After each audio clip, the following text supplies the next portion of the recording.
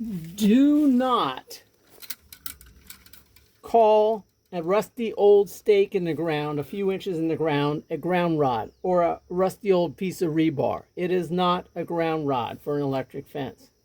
And do not take a piece of wire and just wrap it around and say that's connected.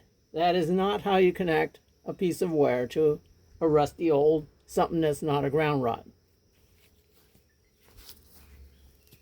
Do not take a metal T-post, take some poly wire or poly rope, wrap it around, and think that that is connected to it, and throw it on top of the ground and call that an electric fence ground. That is not an electric fence ground.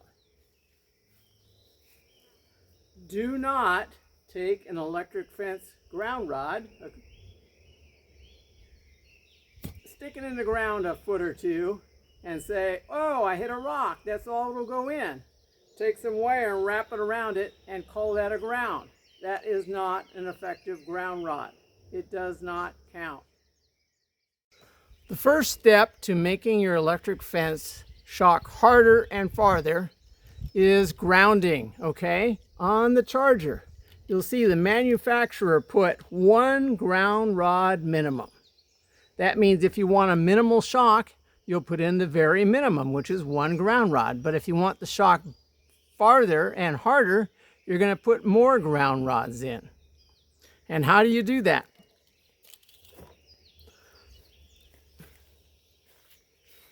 When it says 1 ground rod minimum, I'm going to put in 3 ground rods. 3 8-foot ground rods all the way in the ground. Now, it's rare that you'll be able to stick a ground rod vertically into the ground. Okay, it's probably not going to happen. So what I do is on a rebar bender, I'll bend my ground rods.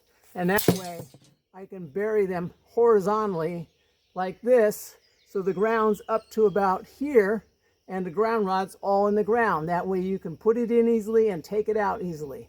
Now, if you don't have something to bend your rod, just put it in straight at a slight angle so the end of it's sticking out of the ground, and you have your ground rod clamp here, which makes a good solid connection to the insulated wire going from here to your charger.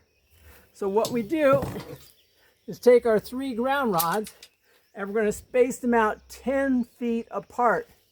That means 1 ground rod's going to go here,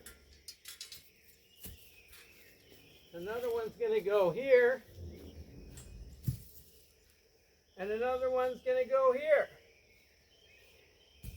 And you connect all 3 of them with underground insulated wire that's made for 20,000 volts with for an electric fence.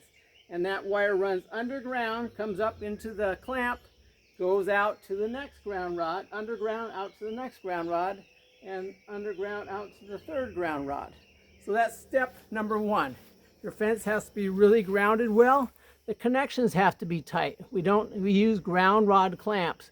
We don't take the wires and wrap them around. That's a wimpy connection.